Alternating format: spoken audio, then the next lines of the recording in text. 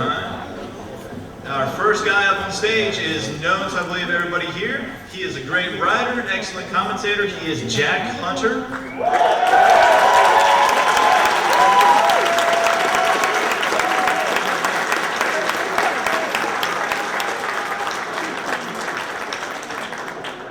I think one day we can get him Hannity slot nationally.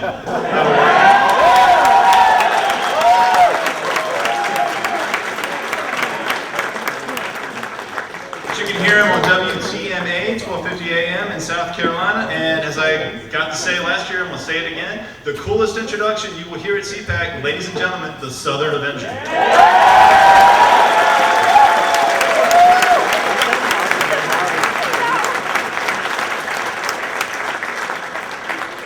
Everyone at the beginning of this great, sure to be great CPAC. I'm in a good mood, I'm sure you are as well. Why are any of us nut jobs, as crazy people in this room, involved in the business of politics? Why would we even get involved? I dare say it's to advance the politics that we think are right. The politics that we think are right are the principles of liberty, our Constitution, the Founding Fathers. That's why we are members of organizations like Campaign for Liberty, Young Americans for Liberty, Students for Liberty, what you name it. We're all in the business of promoting liberty. Now, when talking about doing that, advancing the principles of liberty, it's hard to imagine somebody who has done so much in so little, a small amount of time, than the gentleman I'm about to introduce, Mr. Tom Woods.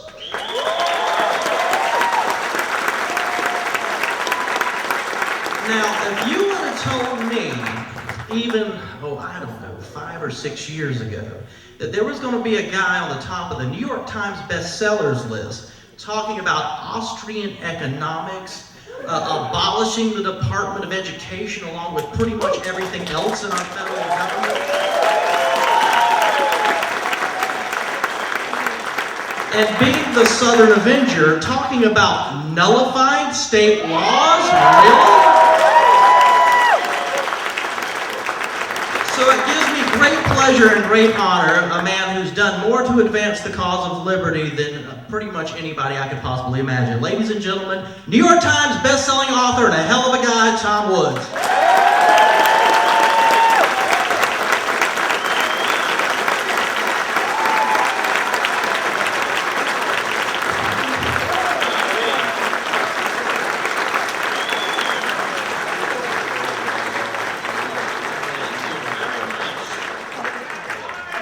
Oh, you guys are just great, man. Wow. I was thinking maybe I should have a couple drinks before I go on. Not necessary. I'm drunk on love, baby. Well, thank you very much. It's just as well I have the alcohol tolerance level of a 90-year-old woman, so you never know what I wind up saying. Well, again, thank you very much. Thanks to Jack Hunter. You really should check him out. He's a great guy. He was on my list on my blog. I have a website, tomwoods.com, and recently I posted there 5 people who deserve to be better known. Jack was on that list. I couldn't agree with myself more.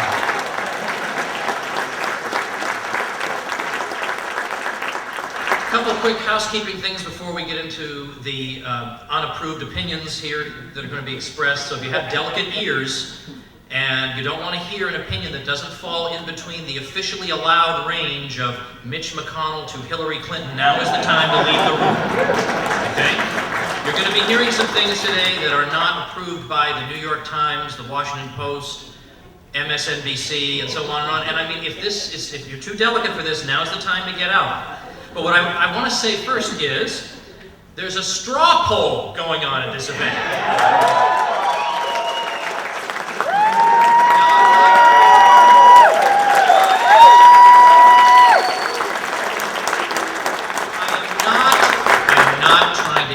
Your vote. That is a deeply personal decision all of us must make. The one thing I am trying to influence, though, would be those people who say, I don't agree with voting, I don't support voting, voting is stupid. You know, you can have that view if you don't want to vote in elections, whatever, but this is a non-governmental, private organization poll, and you are voting in it. Okay? Get out there and vote. It closes early-ish, mid-morning tomorrow, so I think your best bet is just vote now. Get your little hole punched in here, okay, and you can show that you've done it. I'm going to be doing a book signing at 4:30 for this new book that I have called Rollback, along with a few other titles. I should warn you that my book signing is being held at the same time that Donald Rumsfeld's book signing is being held. So, I mean, I'll understand if you can't tear yourselves away from the man who's being honored here as the defender of the Constitution. Well, I think we all know who the real defender of the Constitution is.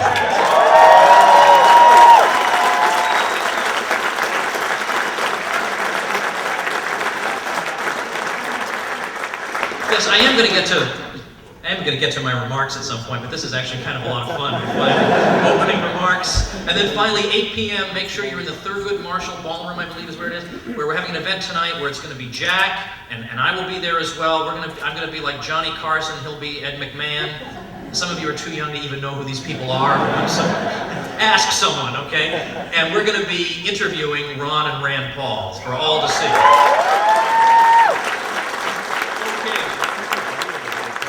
So let's roll. Now, I've got so much to tell you guys today that I actually don't have time to be funny. Like, I know some people say, oh, you got to come hear this guy. This guy's he's a real riot. And then they're going to walk out today and say, well, yeah, the talk was okay. I didn't hear any jokes. I just don't have time for the jokes will be later. The jokes will be after the reception when, you know, we've had the 1 or 2 drinks. And man, oh, those are some totally different jokes. But there's just so much I want to talk about. Because basically what I'm doing, what I've done with this new book that just came out a few days ago, is basically this. 2 things. First, to start talking about something I think a lot of us already realize, namely the impossible, and I mean that literally impossible fiscal condition of the U.S. government. I mean, it can't be fixed. And I'll say a little bit more about that and elaborate on that with some statistics in a little while. But the bottom line is that the federal government has made promises that it can't possibly keep. It is going to have to renege on those promises one way or another. We cannot pretend it's all sunshine and lollipops, and anybody who wants to cut back is some kind of an ogre who hates sick and poor people. I mean, really, you know, that's not even worthy of a 4th grader. We have to be adults here and deal with the cards we've been dealt. But I'm using this impossible fiscal situation as a jumping off point to say, you know, as long as we're facing massive cuts of one type or another that have to come, it's mathematically impossible. The numbers don't add up. Well, I suppose they do add up to default.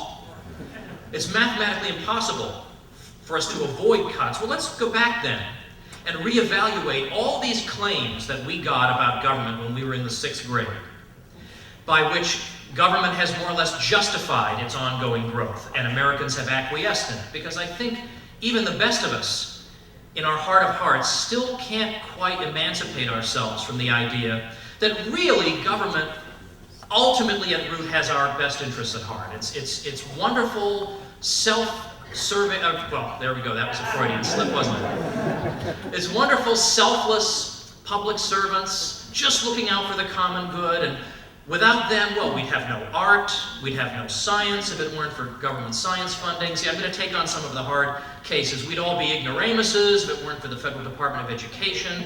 We'd probably, our limbs would be blown off by exploding consumer products. We'd all be working for $1 a day in a mine somewhere. I mean, whatever. Right? I mean, every one of us in this room got that in school. Like, we all got that, and I understand, I mean, that is superficially plausible. I'm not saying people who believe this are idiots. I mean, I would be shocked if people believed anything different. This is what you're told 24 hours a day your whole lives. But what I'm trying to do is to stick a dagger through this. Because if I were running a racket like this, if I were running a racket like the U.S. government, that is exactly what I would want all you suckers to believe. That without my wise and paternal custodianship, you know, you'd all be a bunch of helpless and pathetic boobs. Oh man, I would so screw you guys too.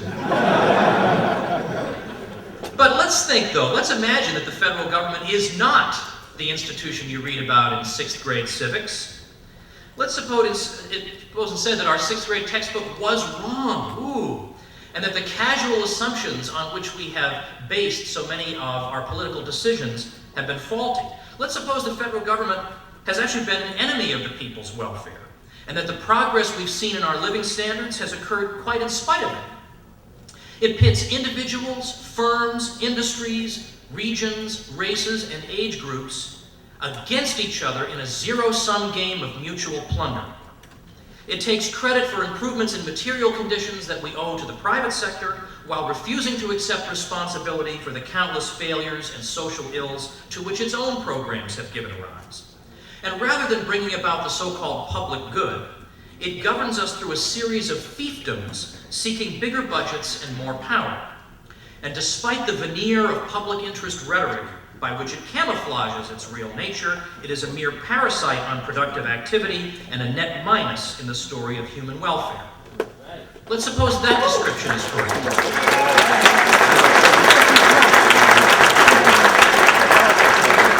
Well, then this makes the coming fiscal collapse an opportunity to be embraced, not a calamity to be deplored. So let's talk about that collapse a little bit. Because I know a lot of people think, well, the debt is very high indeed, but it's been high for a long time, and we've heard a lot of griping about it, but nothing seems to have occurred as a result. We seem to be struggling along all right, so maybe this is just a lot of scaremongering. Okay, I understand that. But when I say there's a coming fiscal collapse, I'm not engaged in any kind of wild extrapolation or crazy speculation. What I'm describing here is going to occur. And it's going to occur partly because we're seeing the aging of our population. And this can be measured. We know the people who are living longer, and by the way, that's good. We should be happy that we're living longer. But these people who are going to be living longer and longer and longer, including all of us in this room, we've already been born. So therefore, we can trace out our lifespans and make estimates on that basis, that there will be such and such number of people in retirement in this particular year. And so we've got an aging population. This demographic crisis is hitting the whole developed world. China's going to go through it. Japan is already going through it. Western Europe is being hit by it very badly as well. Everybody's facing it, and when Pete Peterson, who focuses on these issues, went to Western Europe and talked to a lot of finance ministers, what did they say? They all admitted it. Yeah, of course we can't maintain the welfare state programs that we've established. Of course, we all know that. We know that, but the idea was that I, the finance minister, will long since have been retired by the time this problem really hits. Now, couldn't we just tax our way out of this, right? We'll just raise taxes. That's the view. You can always raise taxes. You can always find some more suckers to loot and loot them more and more.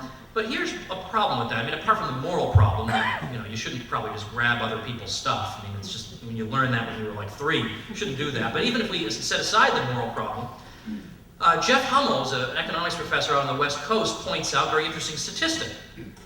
That ever since the Korean War, regardless of what the actual tax rates have been, the federal government has been able to bring in tax receipts, only somewhere around 20% of GDP, regardless of the rate.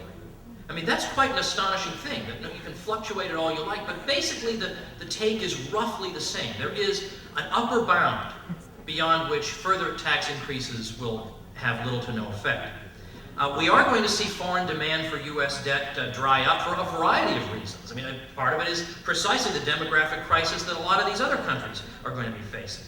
And so this makes the national debt seem like nothing, because the demographic crisis that we're going to be facing deals with the entitlement programs, and those, we've got a shortfall there of on the order of $111 trillion. Now you just can't tax or borrow or print your way out of that. I mean, one way or another, decisions are going to have to be made. And so $14 trillion in the national debt, now it seems like peanuts. I mean, if anything, I hope you feel better now. The national debt really isn't so bad after all, okay?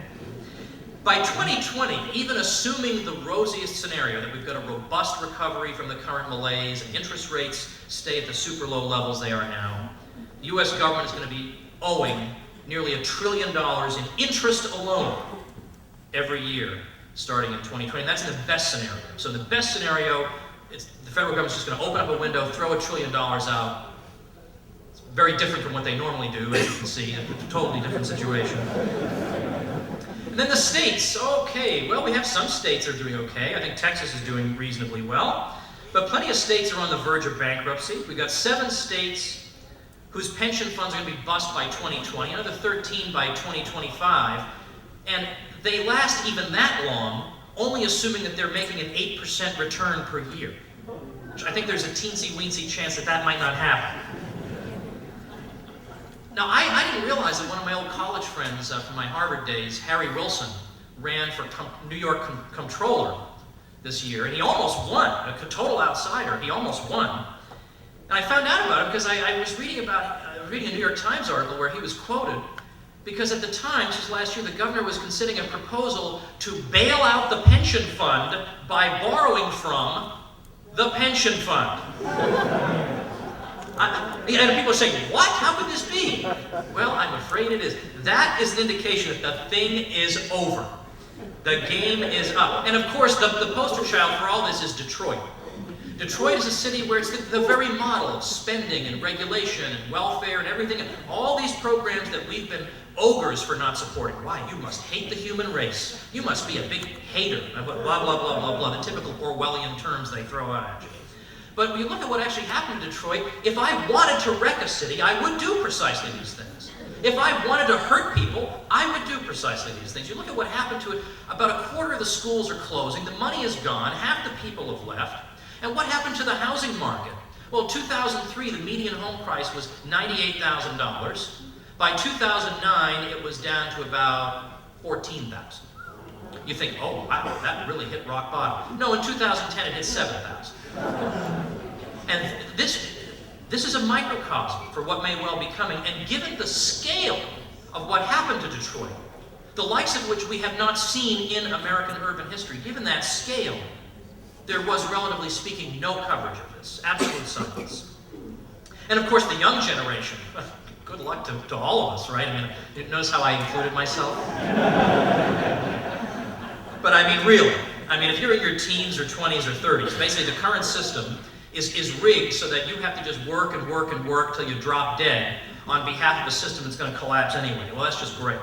Well, I'm not going to go into more statistics about that, partly because my publisher happily has put up a free chapter of the book online, and it's a chapter where I lay out, okay, here is what we're facing. And it's all facts that no one disputes. I'm not contriving a crisis. These are all facts that no one disputes. So if you'd like to read that free chapter, it's at rollbackbook.com or through my website, tomwoods.com. Instead, I want to move on to the second and more fun part of the presentation, which is the part when we re-examine and re-evaluate all these claims we got in 6th grade. Wherever would we be without Joe Biden and Mitch McConnell and their paternal custodianship of us all, their hearts aflame with a desire for justice for us? Like, where would we all be, right?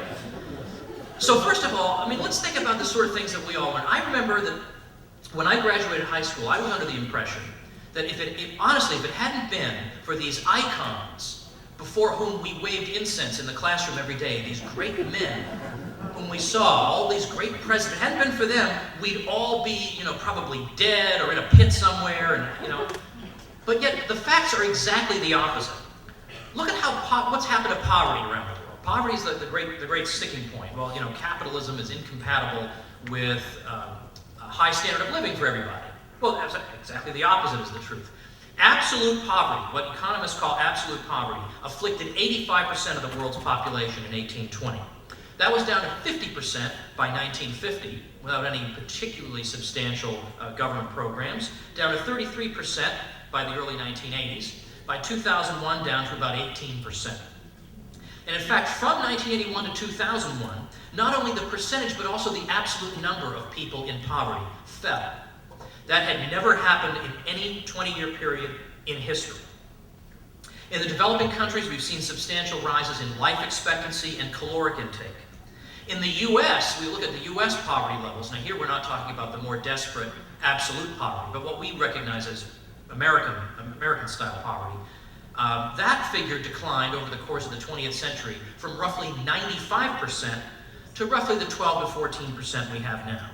The bottom quintile saw their real incomes increase 1,900%, which was much more than any other income group saw.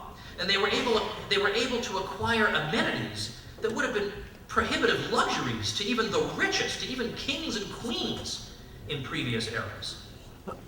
Well, this is not just a funny coincidence that economies around the world begin to liberalize, there's more respect for law and private property and free exchange, and then at the same time poverty falls. One of the purposes of Rollback is indeed to show that there is a connection. This isn't just fortuitous or just happened to occur and we don't know why it did. We do indeed know why it did. It's precisely because of the market economy, for reasons I explain in here. But the market never gets the credit for this. It gets blamed. It gets blamed for things, but it doesn't get the credit for things that it actually accomplishes. Let's look at the things it gets blamed for. And you notice that a lot of these things are things that the government did. But somehow they're the fault of the free market. Now, this one's a little bit obscure. Some of you guys might be a little too young to remember this. In the late 1990s, we were told, man, that stupid free market that all you selfish people are trying to force on us, well, it has screwed us again thanks to energy deregulation in California. Look, we got rolling blackouts thanks to your free markets. Well, we need our wise overlords back in charge, and next time you guys shouldn't get so uppity. They know how to provide electricity to you. Okay, look at what actually happened. We did have the rolling blackouts, but what deregulation are they talking about? Okay, wholesale prices of electricity, which the state's electric power distributors pay, those could fluctuate. But retail prices for electricity were fixed. And this is at a time when demand is surging for electricity in California because the population was increasing considerably, and the flourishing computer industry has voracious power demands. And so here's the situation. And also, no additional power plants were allowed to be opened, and some were forced to close. And this is the free market's fault, you see. It's the free market's fault that demand surges. Prices aren't allowed to adjust to reflect this new situation. And this just goes to show we need more government control. I mean, really, what kind of a shill for the regime would you have to be to repeat a story like this? Like, it's not even like there are two sides to this story and I'm just giving you one. This is the story. All right, let's consider, I'm going to do this one quickly. You might think, oh, this is kind of technical. Why is he going through this? Because it has to be gone through, because if I hear this one more time, I'm going to commit an atrocity, and I really don't want that to happen. I've gone through my life a very, very decent and good and peaceful person up to this point. And again, some of you guys are too young for this. Isn't this great, by the way, that this room is so filled with young people? Not that older people are bad. I mean, I'll be joining you there. We're on the verge here. But great. I mean, it's so wonderful because a lot of these conferences, it's like pulling teeth to get people to come. And great to see all you folks. But in the 1980s, we had the savings and loan problem. The savings and loans were institutions the government established to help people get affordable housing. Yes, indeed, the affordable housing situation. Well, here's the business model of the S&L. They could charge 6% on 30-year mortgages. You take a 30-year mortgage, you pay 6% on it, and that's the deal, 6%. And then depositors could get 3%. And today, 3% sounds awesome. Wow, 3% for a deposit. But in the 1980s, that was kind of looking pretty bad. You've got double-digit inflation. Your lousy 3% return isn't really so great. And so it was, in making up the difference there, that's how they made profits. But the problem was that money market mutual funds started to pop up. People could get much higher return than just 3%. People started pulling their money out of the S&Ls in droves. So the S&Ls basically said, well, if we're going to not just collapse now, we need to have permission to offer depositors a higher return. And we need to have permission to invest in something other than 30-year mortgages at 6% in an age of double-digit inflation. I mean, obviously this can't work. This government-established business model can't possibly work. So the consensus began to develop that if we want to save these things, we got to change the rules. Now, maybe they shouldn't have been saved. Maybe it was a bad idea. We'll never know because the free market was never able to test them.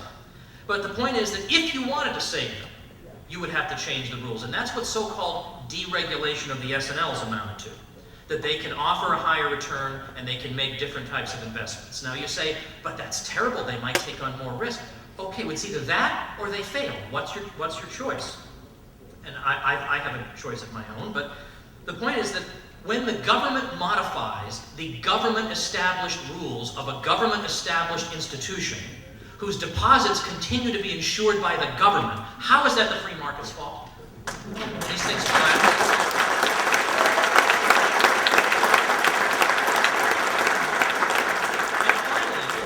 Finally, the financial crisis. Well, I talked about that in my book Meltdown, which was 2 years ago, and what the causes of that were. And I explained that this wasn't a matter of the government and the central bank were just innocent bystanders, just standing there, and suddenly a crisis occurred, which is how the government version of events always goes. It's always just standing there, searching for ways to help us, and then a tsunami of unexpected things occur. Okay, well, I just, come on now. Again, we're not in fourth grade, and so I went through and talked about the Federal Reserve System and how it manipulates interest rates, and that interest rates are supposed to, as F.A. Hayek said, supposed to serve as a brake. They're supposed to serve as a brake on our ambitions, to tell us not to go totally crazy in a bubble and mania and so on. That there are certain types of investments that we should just quit putting our money into. But unfortunately, instead of getting any red lights, all the lights were green in the economy, thanks to Alan Greenspan, interestingly enough. Alan Greenspan, throughout the 2000s, let's just keep the rates low, and instead of any adjustment, they get more and more green lights, people keep on doing it. And at that time, imagine trying to tell somebody in 2004 that it's not a sustainable way to live, to have no job, but to have 5 investment properties that you're purchasing on an interest-only basis, and you just expect that by sitting there, you're going to get rich. You get rich by just sitting. That's the new thing. We don't even have to work or produce things. You just buy these things and you sit. And if you were to say to somebody, someday, this is going to look like a 1950s haircut with the Brill cream. You're going to be so embarrassed by this. But you can't get them to listen. 2 nights ago, I was in a hotel in New York. And I just happened to be flipping through, and it was the Rachel Maddow show. And it was some guy, I don't know who this guy was, but I'm sure it's some guy who's not even entitled to an opinion on the subject. But some guy who was talking about the Republican Party, and he said, the Republican Party practically caused the financial crisis because of all their bank deregulation. And I thought, oh, give me just 2 minutes on this show.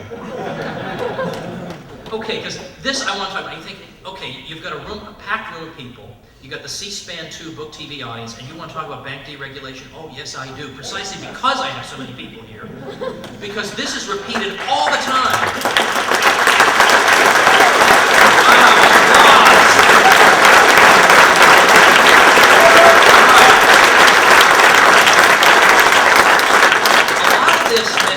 Derives from this kind of unstated assumption that just seems to form, and again, I understand why this would form somebody's philosophical makeup.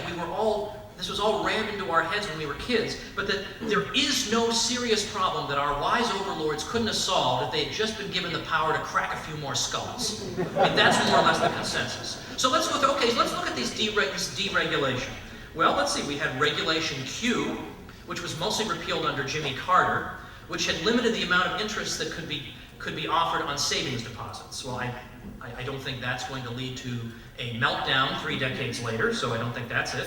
Then in 1994, restrictions on interstate branch banking, so branching across the country, were lifted. But from my vantage point, that actually makes the system more stable, because now the banks are less subject to regional and local and state fluctuations. So why would that cause the problem? And then finally, and this I'm going to spend a few minutes on this, finally now the more clever ones will say, well, it was the repeal of Glass-Steagall that caused it. Now most of the time, if you say to them, what was Glass-Steagall and what exactly was repealed, they will more or less say to you, hey, look over there and run away. I'm telling you, the people who give you this are bluffing. All right, so what was this Glass-Steagall thing? All right, 1933, it was a regulation that separated investment banking from commercial banking. So commercial banks could not deal in or underwrite securities, except basically riskless ones like government or government-supported securities. And investment banks couldn't offer deposits. And then finally, investment and commercial banks could not be controlled by the same holding company. That was basically what it is. So now, when we had the alleged repeal of Glass-Steagall, it was only that last one that was repealed. Just that last one. That now commercial investment banks can indeed be parented by the same holding company. Commercial banks are still forbidden to deal in securities. They can purchase them if they think they're good investments, and then they can sell them if they think they're no longer good investments or they need the cash. But they've always been allowed to do that. That's never been restricted. There is no repealed regulation that would have solved this problem. Banks were always allowed to securitize loans. They were always allowed to do the various things that they did. The relationship between investment and commercial banks had zero to do with the financial crisis. No commercial bank has enough assets to possibly do any serious damage to an investment bank, much less cause it to collapse entirely.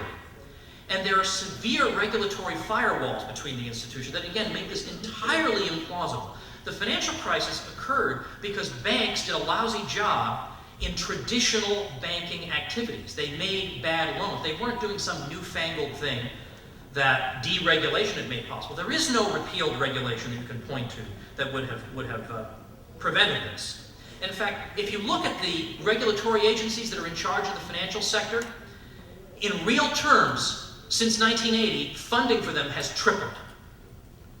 And moreover, Lawrence Kotlikoff at Boston University counts 115 agencies, regulatory agencies for financial services. So we're supposed to believe that things would have been a lot better if we had just had 116. That was the problem. Also, the regulators failed to identify the growing problems in the U.S. economy. Everything was fine and robust, we were told.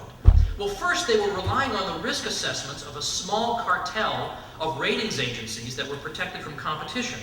But secondly, they either grossly misread the condition of the housing market or they simply misled the public. I mean, Greenspan, in 2005, speaking on conditions in the housing market, described them as encouraging. In 2006, Ben Bernanke said, lending standards are sound.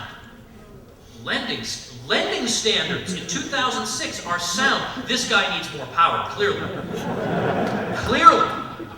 But let's suppose regulators had been able to perceive the problem. Let's say the regime bothered to listen to people who make good predictions. Would they necessarily even know what the step to take to fix it, or would they have the courage even to try? Because consider, this is Russ Roberts, an economist at GMU. He says, a regulatory crackdown would have meant taking away a punch bowl filled with more home ownership, particularly among minorities, as well as expansion and profits in the business of home building, real estate brokerage, mortgage origination, and Wall Street financial engineering. Yeah, good luck with that. That's likely to happen. And then finally, all this prudential regulation that has to be input. Whenever you have a crazy non-free market banking system like we have, it's a cartel arrangement with the Fed at the center that props up all these crazy unsound banks. You need to impose all these prudential regulations to keep them from going completely crazy. And so the prudential regulations were supposed to say this, that for every $100 a bank holds in standard loans, it has to hold $10 in capital. For every $100 it holds in mortgages, it has to hold $5 in capital. But for every $100 it held in AAA-rated mortgage-backed securities, it had to hold only $2 in capital. You take a wild guess, what asset did they all flood into? And then when that one collapses, because of this regulatory situation, we have encouraged an almost mandatory herd mentality. Instead of people being normally diversified across various asset classes as they would normally be, everybody's in this. So the situation is even worse. The systemic risk is in fact increased by the government itself. And finally, we hear a lot about poor management at financial institutions. We've got a lot of bozos running the financial institutions. Maybe that's the case. But the current regulatory environment makes it basically impossible for professional and institutional investors to do anything about this. Insurance companies, pension funds, mutual funds, and banks are not permitted to hold more than a very small stake in any particular company. Hedge funds and private equity investors are restricted by regulations that prevent them from acquiring a controlling interest in a bank holding company. But it's these types of institutions, these types of institutional investors who have a stake in the firms in question who are most likely to discipline wayward management. It's either them or regulators who get their salaries no matter what happens to them. But because of this government policy, stockholders are artificially disorganized and scattered, and they can't discipline management properly. And finally, on the matter of the financial crisis, Iceland. Iceland is pointed to, you crazy free market ideologues. Well, Iceland ought to put you in your place. What a free market haven that, right? I mean, could you at least surprise me once? Like, why do I have to be able to predict everything that's going to come out of these people's mouths? I mean, surprise me once in a while.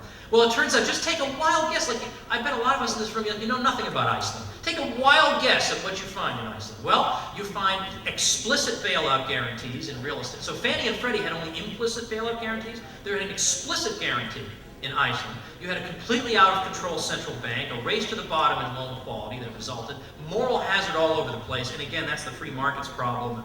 Again, we need to crack more skulls and solve it. Now, another thing about this institution, not enough that it gives no credit to us, the regular people who form the private sector. I prefer the term voluntary sector, because private sounds like we're all grasping and wicked, we don't want to share. So voluntary sector means the sector in which people do things because they want to do them, not because some gun is at their heads.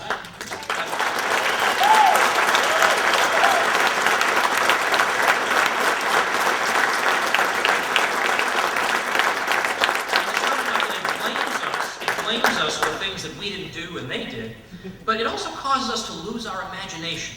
Like we begin to think that, you know, there would be no arts without government art funding. Like before 1965, there was no art in this country, apparently. And yet, the National Endowment for the Arts, what does it get in its budget every year? I mean, like $200 million at most. Whereas private donors give in the billions every year. How many people even know that? Of course, no one. So that's it. Well, it was a rhetorical question. Or how about this? I'm going to take a harder case. Science funding. Okay, in here I have a little, in Rollback, I have a little section called, ironically titled, of course, called Without Government Science Funding, Everyone Would Be an Idiot. Because again, that's the implication, right? I mean, how could you, what kind of right-wing ideologue would you have to be? All right, well, let's look at the actual history then. Let's get the facts out there. In the 19th century, Britain had basically no government funding for science whatsoever. And yet it vastly outperformed France and Germany. It became the world's richest and most industrialized country, home to some of the world's most illustrious scientists, but yet France and Germany had very substantial government involvement and they lagged very far behind. Now imagine if the situation had been reversed. Imagine if it had been reversed, that France and Germany were doing well, but Britain, because its government wasn't spending enough on science, you know, everybody was still eating dirt. Imagine we'd never hear the end of it. Well, that just goes to show you crazy laissez-faire ideologues, it just doesn't. But notice how when it turns out this way, total silence, not even mentioned. Japan's civil research and development is the most privatized in the world, and Japan engages in a tremendous amount of basic science, which supposedly would not be funded on the free market. But this takes place in Japan in industrial laboratories rather than in taxpayer-financed universities.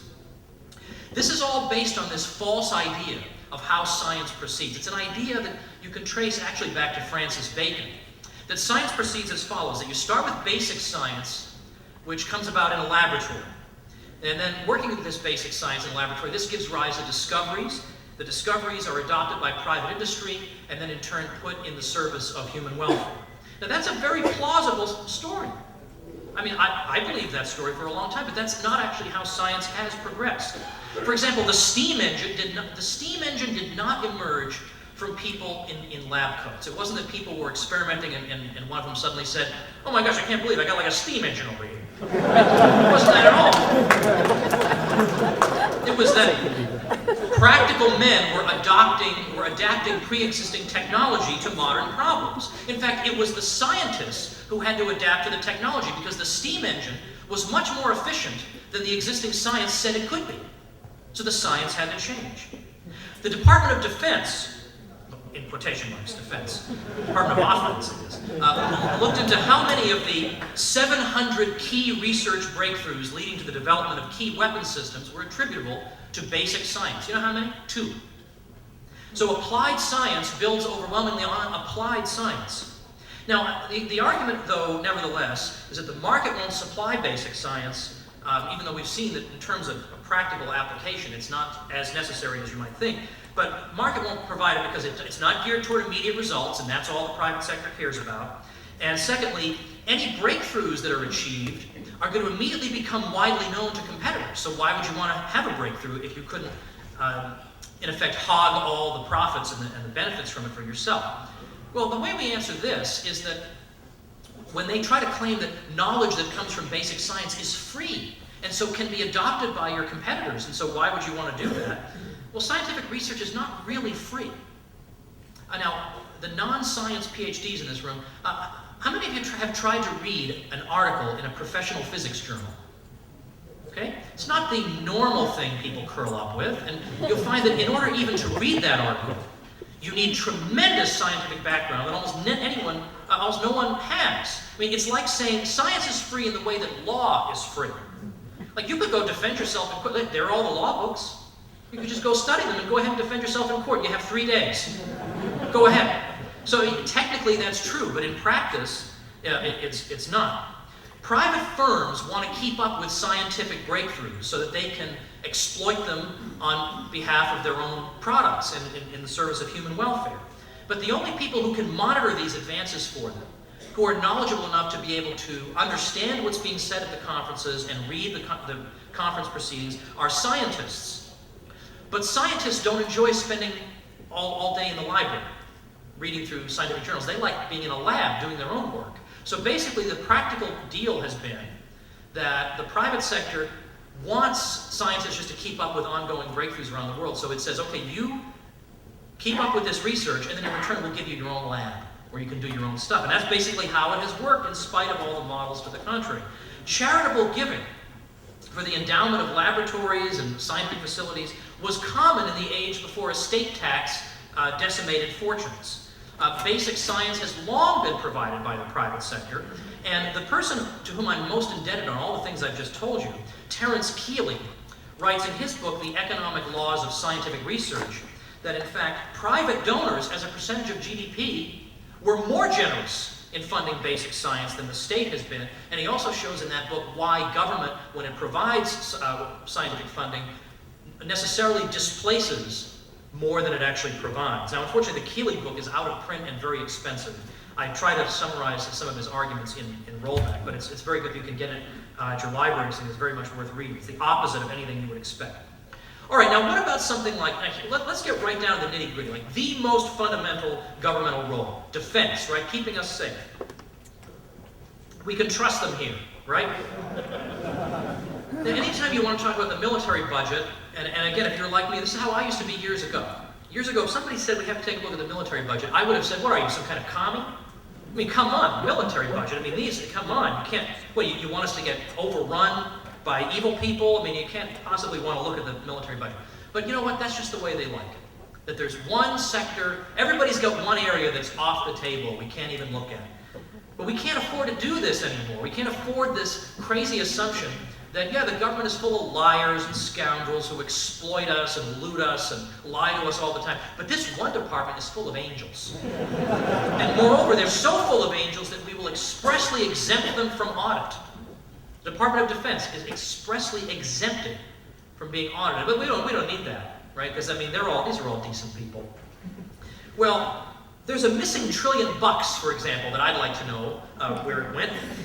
Since 9/11, the Pentagon budget has gone up by about the increase has been about $2 trillion. Now, half of that went to the war. So where'd the other half go? That's a good question.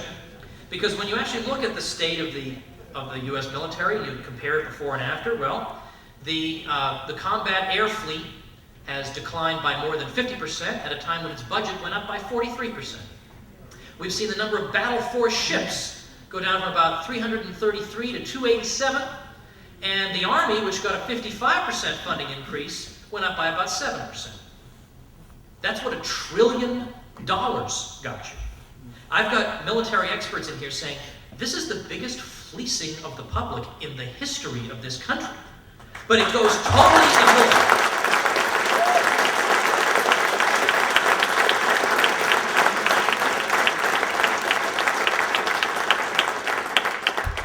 So, you know, that's a question you might want to ask if you happen to run into a former Secretary of Defense, just in your travels.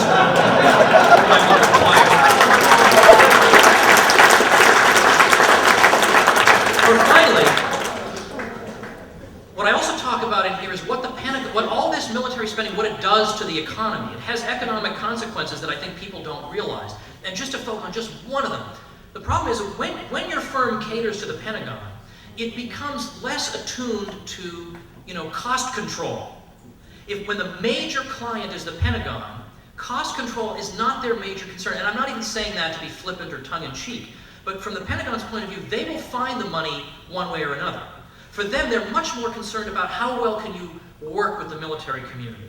How well can you deal with the fact that we might be changing our requests of you, every few weeks or something. How well can you adapt? How well do you speak our language? Cost, it's a concern, but it's not number one.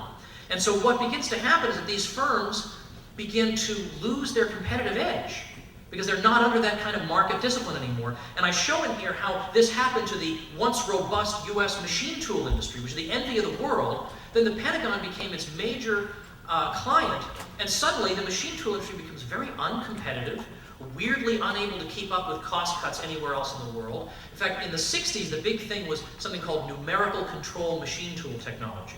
Now, the Japanese developed it cheaply. The Germans developed it cheaply. The U.S. firms developed it, but at a price no private firm could possibly afford. Only the Pentagon could afford it. Well, this sort of thing we see seeping through anyone who touches the Department of, in fact, when we look at some of these major firms like Grumman and Boeing, and some of them that then went into trying to provide mass transit systems. Well, you just have to read about that, but like Grumman provided buses for New York City that were so bad and broke down so much that the city ended up suing the company. And this is like it's an epidemic, but it's generally not talked about. And then we could, again, there's just so many things I could tell you about here. I mean, really, it's an embarrassment of riches. But I want to start closing, because what we're dealing with here is more than about just spending or balanced budgets or debt. We're dealing really here with right and wrong. And I want to close with, and don't get your hopes up, I am probably going to go right up to the end when I say I'm going to close, but this is a long close. We're building up to something here. I want to close with a little story from, and don't give away the punchline, people, some of you who know this, all you dorky philosophers out there. Robert Nozick was a Harvard philosopher who, don't flee when you hear Harvard philosopher, get me the heck out of here. Robert Nozick wrote this book, Anarchy, State, and Utopia, in 1974. And I want to go through, good, got some Nozickians in the room, good. Yeah. Then you got people like me, Nozick didn't go far enough, okay. Then we have other people. All right, I gotta get to it. All right, basically it's this. I want to share with you his tale of the slave. And it goes through 9 stages, but they're all brief. He says, the first stage is, you are a slave at the mercy of a brutal master who forces you to work for his purposes and beats you arbitrarily. Second stage, the master decides to beat you only for breaking the rules and even grants you some free time. Third, you are part of a group of slaves subject to this master. He decides, on grounds acceptable to everyone, how goods should be allocated among you all. Fourth, the master requires his slaves to work only 3 days per week, granting them the other 4 days off. They can do as they wish during their free time. Fifth, the master now allows the slaves to work wherever they wish. His main caveat is that they must send him 3/7 of their wages, corresponding to the 3 days' worth of work they once had to do on his land every week. In an emergency, he can force them to do his bidding once again, and he retains the power to alter the fraction of their wages to which he lays claim.